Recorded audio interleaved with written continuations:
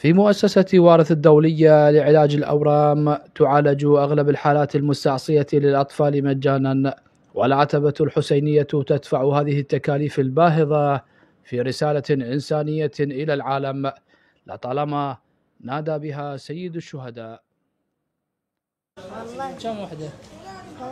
مريم ذات 9 أعوام جاءت من مدينة الأنبار غربي البلاد في رحلة يملأها الأمل لتستنشق عبق الشفاء من أرض كربلاء بعد أن ازداد عليها الداء وانعدم الدواء.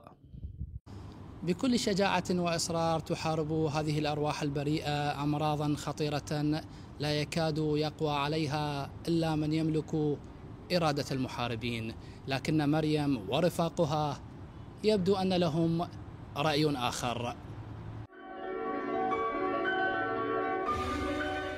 أنا مريم من محافظة الأنبار، جيت هنا مؤسسة الوارث أتعالج، والحمد لله كلش زينين وتعاملهم حلو وما قصروا وياي أبد، ويعني يعالجوني ويعني كل هذا ما ياخذون مني، والحمد لله يعني حيل يعني ناس طيبين، وما حسيت يعني نفسي غريبة أو يعني حيل ارتاحيت هنا وياهم. يعني صح هو يظل مستشفى بس ما حسيت بينا مستشفى نفس باقي المستشفيات، ولا حسيت بالغربة نفس غير مستشفيات.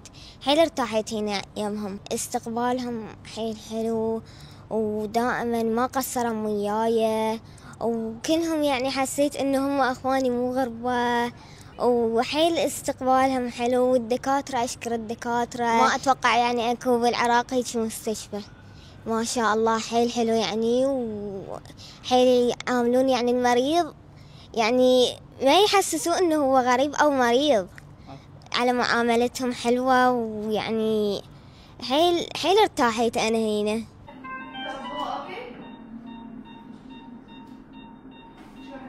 هكذا يلوح هؤلاء الأطفال بأصابعهم في إشارة على أنهم مروا من هنا للشفاء دون أن تكلفهم هذه المؤسسة أموالا أو كثيرا من العناء.